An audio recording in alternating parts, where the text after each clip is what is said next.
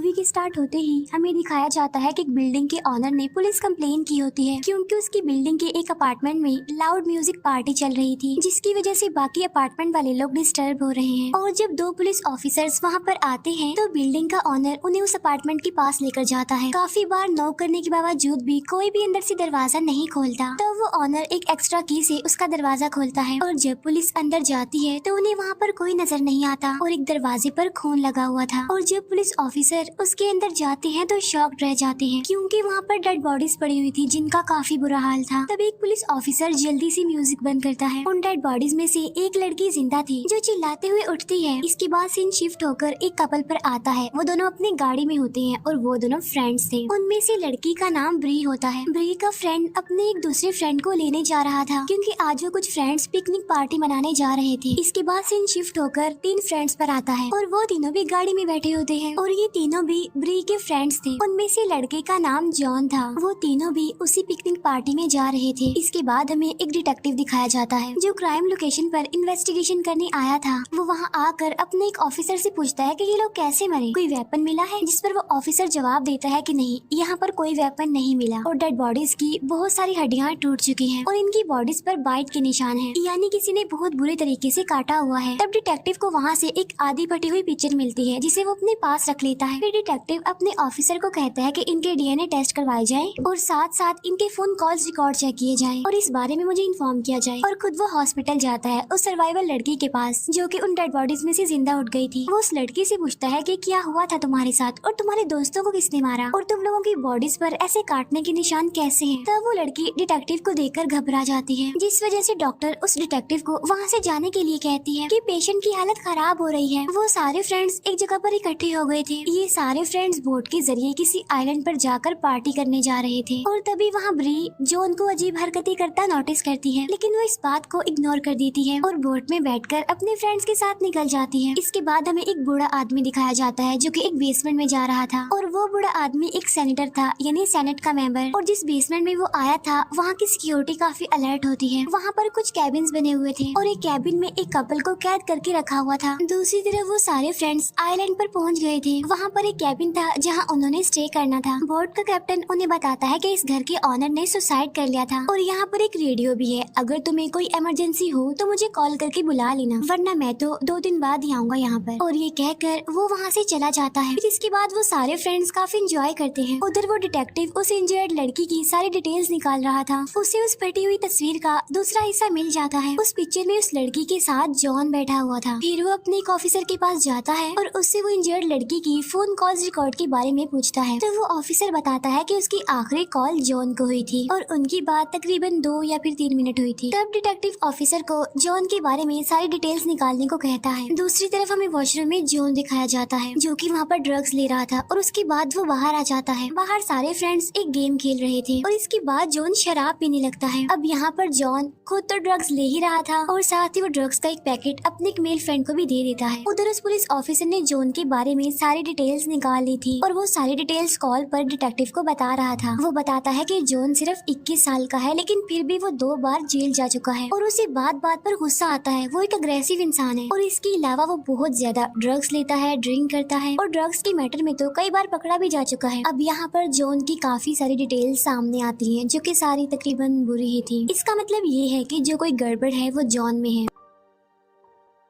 उसके बारे में एक बात ये भी सामने आती है कि जब वो 16 साल का था तो उसने अग्रेसिव होकर अपने स्टेप फादर को बैट से मार मार कर उसका सर क्रश कर दिया था और यही वजह बनी कि उसे मेंटल हॉस्पिटल में भेज दिया गया जहाँ पर 6 मंथ तक उसका ट्रीटमेंट चला और फिर वो ठीक हो गया। तब ये सारी बातें सुनकर डिटेक्टिव कहता है कि ओके ठीक है, ऑल राइट, लेकिन जॉन के बारे में और इन्वेस्टिगेशन करो, क्या पता हमें कुछ और क्लोज मिल जाए। उधर वो सारे फ्रेंड्स मिलकर ड्रग्स ले रहे होते हैं। अब ब्री को ये सब कुछ अच्छा नहीं लग रहा था, इसीलिए वो अपना मूड ठीक करने के लिए बाहर आ जाती है और तब उसका बेस्ट फ्रेंड आकर वहाँ पर उसे मनाता है और वहाँ आकर वो उसे शादी के लिए प्रपोज भी करता है, जिस पर ब्री खुश हो जाती है। फिर हमें वो कपल दिखाया जाता है जिसे उस बूढ़े आदमी ने एक कैबिन में कैद करके रखा हुआ था और आहिस्ता आहिस्ता करके उनका बिहेवियर भी अग्रेसिव होता जा रहा था। अब सिक्योरिटी गार्ड उन्हें अग्रेसिव होता हुआ देख रहा था लेकिन वो कुछ नहीं करता। इसके बाद हमें मॉनिटर स्क्रीन पर दिखाया जाता है कि ऐसे और भी बहुत सारे लोग हैं जो इसी तरह कैबिन्स में कैद हैं और वो भी सारे अग्रेसिव हो रहे हैं और ये देखकर वो सेनेटर यानी वो बूढ़ा आदमी काफी खुश हो रहा था। फिर उन फ्रेंड्स में से एक लड़का देखता है कि जॉन की फ्रेंड रूम में बैठकर रो रही है। तब वो लड़का जॉन की फ्रेंड से पूछता है कि क्या हुआ, सब ठीक है ना, क्यों रो रही हो तुम और बाहर क्यों नहीं आ रही। जिस पर वो लड़की कहती है कि मैं तुम्हें लाइक करती हूँ, ना कि जॉन को। और तब वो लड़का जॉन की फ्रेंड को रिलैक्स करता है, लेकिन तभी उन्हें डोर ओपन होने की आवाज सुनाई देती है। और तब जॉन की फ्रेंड रूम से बाहर आकर ऐसे रिएक्ट करती है जैसे कि कुछ भी ना हुआ हो और वो अपने फ्रेंड्स के पास जा रही हो। इसके बाद उस रूम में जॉन आ जाता है और उसे थोड़ा थोड़ा शक होने लगता है और वहाँ पर उनका वो मेल फ्रेंड छुपा हुआ था। और तब जॉन उसे देखे बगैर वॉशरूम में चला जाता है और जब वो वॉशरूम से बाहर आता है तो वो अपने उस मेल फ्रेंड को बाहर जाते हुए देख लेता है। इसीलिए उसे अपनी फीमेल फ्रेंड पर बहुत गुस्सा आता है और इसीलिए वो फिर से अग्रेसिव होने लगता है। तब जॉन का मेल फ्रेंड उसे पूछता है कि आर यू ओके, ठीक हो ना तुम। जिस पर जॉन कहता है कि हाँ ठीक हूँ मैं। इसके बाद वो दोनों भी अपने बाकी फ्रेंड्स के पास आ जाते हैं। जॉन को यहाँ पर ऐसा फील हो रहा था कि जैसे उसके सारे फ्रेंड्स उस पर हंस रहे हैं, यानी उसका मजाक बना रहे हैं और उन सबके फेसेस उसे अजीब लग रहे थे। और इसी बीच जॉन अपने उसी मेल फ्रेंड को पंच मारता है जो कि उसकी फीमेल फ्रेंड के रूम से निकला था। यहाँ पर ब्री जॉन को रिलैक्स करने की कोशिश करती है, लेकिन जब उसकी आंखों में देखती है तो डर जाती है क्योंकि उसकी आईज बिल्कुल खून की तरह रेड हो गई थी। ऐसा लग रहा था कि जैसे खून उतर आया हो उसकी आंखों में। उसे काम डाउन किया जाता है, लेकिन तभी वो जंगल की तरफ निकल जाता है। तब उसकी फीमेल फ्रेंड भी उसे रिलैक्स करने के लिए उसके पीछे भाग जाती है और बाकी के चारों फ्रेंड्स घर के अंदर आ जाते हैं। तब वो लोग अपने उस मेल फ्रेंड से पूछते हैं कि आखिर तुमने ऐसा क्या किया जो ने तुम्हें पंच मारा। जिस पर वो इनकार कर देता है कि मैंने तो कुछ नहीं किया। फिर जॉन और उसकी फीमेल फ्रेंड को ढूंढने के लिए ब्री का फ्रेंड टॉर्च लेकर जंगल में जाता है। उधर डिटेक्टिव उस इंजर्ड लड़की के पास आकर उसे पूछ रहा होता है कि उस दिन क्या हुआ। जिस पर वो लड़की कहती है कि मेरे फ्रेंड्स ने मुझ पर अटैक कर दिया था। तब डिटेक्टिव पूछता है कि उन्होंने ऐसा क्यों किया। जिस पर वो लड़की कोई जवाब नहीं देती और रोने लगती है डरते हुए, पैनिक कर जाती है वो। और जब डिटेक्टिव डॉक्टर को बुलाने के लिए वहाँ से जाने लगता है तो तब वो लड़की खून की उल्टी करती है जिसमें उसकी फीमेल फ्रेंड की कटी हुई उंगली थी। और ये देखकर तो उस डिटेक्टिव के होश उड़ जाते हैं। फिर उनका वही फ्रेंड बाकी फ्रेंड्स को ढूंढने के लिए जंगल में चला जाता है और तभी अचानक से उसे ब्री की फ्रेंड की चिल्लाने की आवाज सुनाई देती है और तब वो लड़का भागकर उनकी तरफ जाता है। वहाँ पर उन्हें जॉन की फीमेल फ्रेंड मिलती है जो कि काफी इंजर्ड थी। तब वो दोनों उसे उठाकर कैबिन में वापस ले आते हैं। ब्री रेडियो के जरिए बोट के कैप्टन से कांटेक्ट करने की कोशिश करती है, लेकिन वो तो अपने फ्रेंड्स के साथ बैठकर बार में ड्रिंक कर रहा था। फिर वो लोग जॉन की फ्रेंड का खून रोकने की कोशिश कर रहे थे। वो सब फ्रेंड्स काफी डरे होते हैं, घबराए होते हैं कि तभी अचानक से उन्हें कोई आवाज सुनाई देती है और तब ब्री का फ्रेंड चेक करने जाता है और वहाँ पर कोई और नहीं बल्कि जॉन था जो कि बिल्कुल किसी ज़ॉम्बी की तरह खड़ा हुआ था वहाँ पर।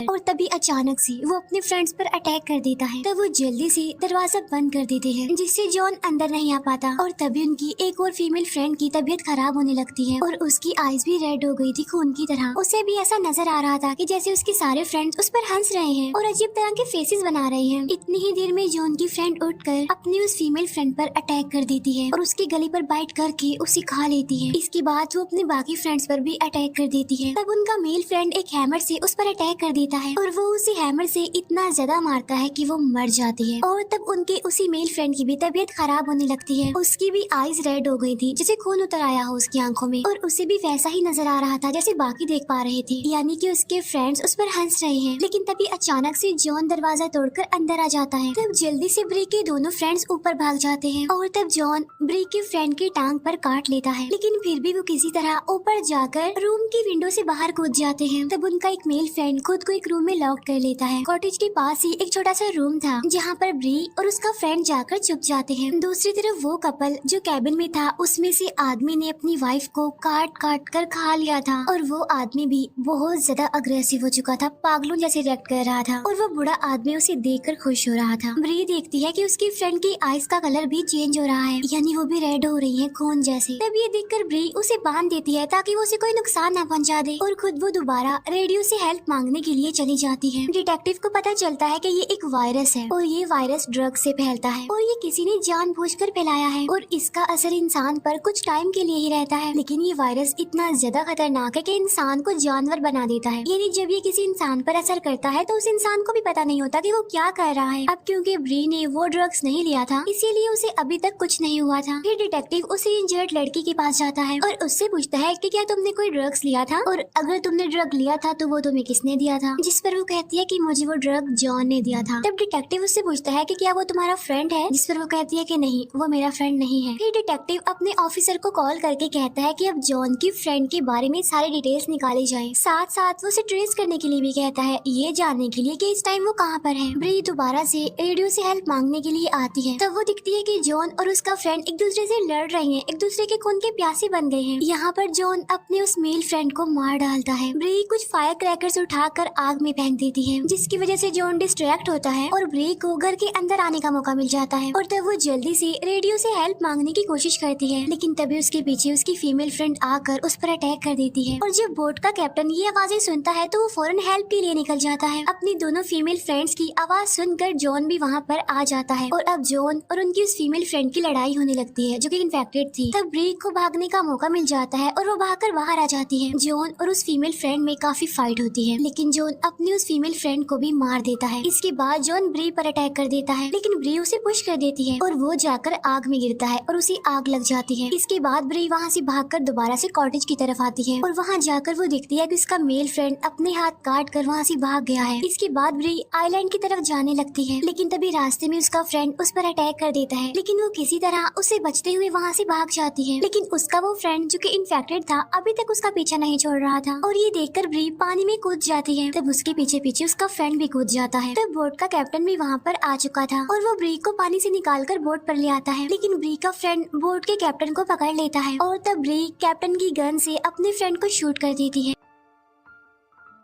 इतनी ही देर में जॉन भी वहाँ पर आकर उन पर अटैक कर देता है और ब्री उसे भी शूट कर देती है, लेकिन इस अटैक की वजह से बोट का कैप्टन मर जाता है और अब ब्री भी काफी इंजर्ड हो चुकी थी। फिर नेक्स्ट मॉर्निंग हमें जॉन का जला हुआ फेस दिखाया जाता है, जो कि बहुत डरावना लग रहा था और अब जॉन अपने सेंसेस में वापस आ गया था और वो ब्री और बोट के कैप्टन की डेड बॉडीज देखकर बहुत रोता है। उधर वो कैबिन वाला आदमी भी अपनी वाइफ को मरा हुआ देखकर बहुत रोता है, लेकिन बाहर वो बूढ़ा आदमी और उसकी वाइफ की सब कुछ देखकर बहुत खुश हो रहे थे, क्योंकि उनका एक्सपेरिमेंट सक्सेसफुल जो हो गया था। फिर वो सारे कैबिन्स में पॉइजनस गैस छोड़कर सभी को मार डालते हैं, ताकि कोई एविडेंस बाकी ना रहे और वो पकड़े ना जाए। दूसरी तरफ हम बोर्ड पर ब्री को देखते हैं, जो मरी नहीं थी बल्कि इंजर्ड थी और बेहोश हुई भी थी। और जब उसे होश आता है तो वो जॉन को कहती है कि ये सब कुछ तुम्हारी वजह से हुआ है। तब ये सुनकर जॉन खुद को शूट करके मारने की सोचता है, लेकिन गन में तो बुलेट्स ही नहीं थी। और वहीं पर डिटेक्टिव अपने कुछ पुलिस ऑफिसर्स के पास वहाँ पर आता हुआ दिखाई देता है और जब वो पुलिस ऑफिसर्स जॉन के हाथ में गन देखते हैं तो वो अपनी गन्स उसकी तरफ कर देते हैं। तब जॉन अपनी गन उनकी तरफ करता है, ये दिखाने के लिए कि इसमें बुलेट्स नहीं है, लेकिन उन पुलिस ऑफिसर्स को लग रहा था कि वो हमें शूट करने वाला है, इसीलिए वो जॉन को शूट करके मार डालते हैं। अब डिटेक्टिव को पता चल चुका था कि जॉन आखिर कहना क्या चाह रहा है, इसीलिए वो अपने ऑफिसर्स को रोकता ही रह जाता है, लेकिन कुछ नहीं हो पाता। फिर टीवी न्यूज पर आइलैंड मैसेकर यानी उन्हीं फ्रेंड्स के बारे में बताया जा रहा था और उस ड्रग्स के बारे में भी कि उसमें एक वायरस है जो तेजी से फैलता जा रहा है और ये सारे फ्रेंड्स उसी का शिकार हो गए। और जो कोई इस वायरस से इन्फेक्टेड होता है तो वो जानवर बन जाता है और इंसानों को खाने लगता है। फिर न्यूज कॉन्फ्रेंस में हमें वही सेनेटर यानी बूढ़ा आदमी दिखाया जाता है। वो कह रहा होता है कि असल में ये वायरस भी टेररिस्ट का एक अटैक है और प्राइम मिनिस्टर इस पर कंट्रोल नहीं कर पाएंगे, और अगर पब्लिक मुझे अगला प्राइम मिनिस्टर चूज करती है तो मैं वादा करता हूँ कि इस वायरस को खत्म कर दूंगा। फिर दिखाया जाता है कि वो बूढ़ा आदमी अपने एक सीक्रेट लैब में उसी वायरस को पौधों के जरिए उगा रहा है। यहाँ से ये अंदाजा लगा लें कि वो किस कदर लालची इंसान था। सिर्फ प्राइम मिनिस्टर बनने के लिए उसने कितने लोगों की जिंदगियों को तबाह कर दिया और आगे भी करेगा, वो ऐसे ताकि ये वायरस फैले। और इसका एंटीडोट तो पहले उसने बना रखा था और जब वो इस एंटीडोट को लोगों पर अप्लाई करेगा,